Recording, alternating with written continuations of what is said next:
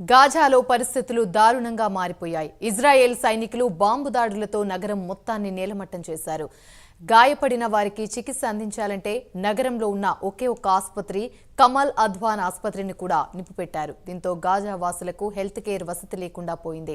Israel సైనికులు నగరంలో ఉన్న ఆసుపత్రులన్నింటినీ ఒక పద్ధతి ప్రకారం ధ్వంసం చేశారు. చివరకు నగరం మొత్తాన్ని ఉన్న ఏకైక ఆసుపత్రిని కూడా బలవంతంగా ఖాళీ చేయించారు. ఇజ్రాయెల్ సైనికులు ఆసుపత్రి వార్డుల్లోకి ప్రవేశించి రోగులను ఖాళీ చేయించారు. ఆసుపత్రి సిబ్బందితో పాటు ఆసుపత్రి డైరెక్టర్ అబూ సాఫియాను కూడా అదుపులోకి తీసుకుని విచారిస్తున్నారు. కొంతమంది పేషెంట్స్ ఆచూకీ తెలియకుండా ఉంది. వారి కోసం వారి బంధువులు ఆందోళన చెందుతున్నారు.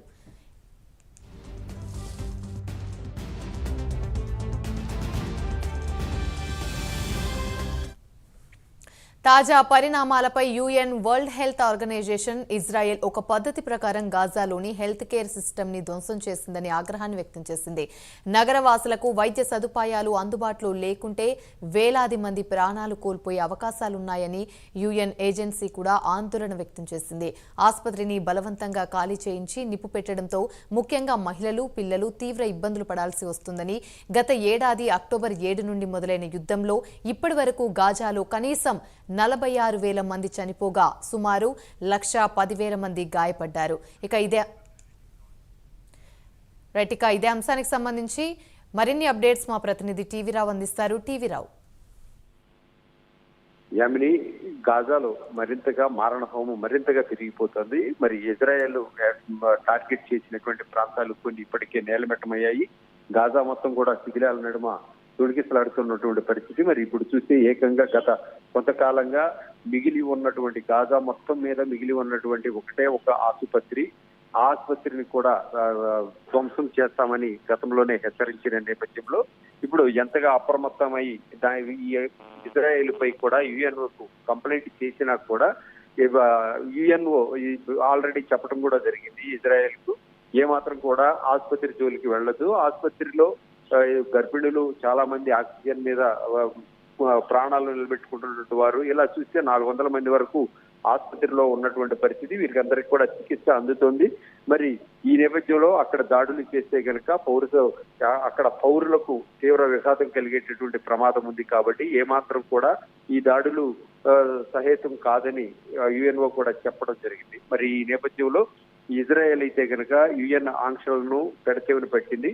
యుఎన్ సూచనలు కూడా లెక్క చేయనటువంటి నేపథ్యంలో ఆ ప్రాంతంలో ఏకదాటిగా దాడులు చేసింది. ఇప్పటికే ఆ ప్రాంతాన్ని బలవంతంగా ఖాళీ చేసి గాజాలో ఉన్నటువంటి ఆసుపత్రికి సంబంధించినటువంటి ఆసుపత్రిలో ఉన్నటువంటి పేషెంట్లందరినీ కూడా, పసిపిల్లలు, గర్భిణులు, అలాగే వృద్ధులు, వీరందరికీ కూడా అక్కడ చికిత్స పొందుతున్నటువంటి పరిస్థితి. ఉన్నటువంటి ఆ ఏకైక ఆసుపత్రిలో నుంచి బలవంతంగా ఖాళీని చేయించి మరి ఆసుపత్రిని దహనం చేసింది, కాల్చేసింది కూడా.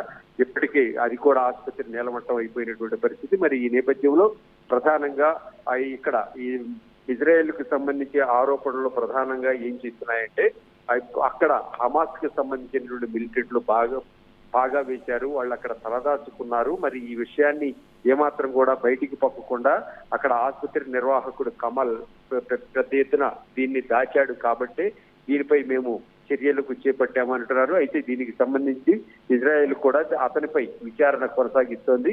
అసలు హమాస్లు ఉన్నారా లేరా, హమాస్లకు ఆశ్రయం ఇచ్చేందుకే ఈ ఆసుపత్రి కొనసాగుతోంది.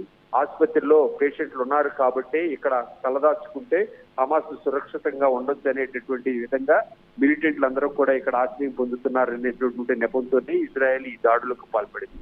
మరి మొత్తం మీద చూస్తే గాజాకు సంబంధించినటువంటి ఏరియాపై ఇప్పటికే పట్టు బిగించిన ఇజ్రాయెల్ ఏది ఆసుపత్రి కూల్చేస్తామని గత 2 వారాలుగా హెచ్చరిస్తున్నటువంటి నేపథ్యంలో ఇప్పుడు తాజాగా జరిగినటువంటి దాడులకు సంబంధించి ఇప్పుడు గాజా ఆసుపత్రి మీద ముందు చెప్పినట్టుగానే నేలమట్టమైపోయినటువంటి పరిస్థితి ఇప్పుడు మనం స్పష్టంగా చూస్తున్నాం. దీనిపై యుఎన్ కూడా పెద్ద ఎత్తున ఆగ్రహం వ్యక్తం చేస్తోంది. మరి పరిణామాలు ఎలాగా మారిపోతాయో వేచి చూడాలి. Thank you.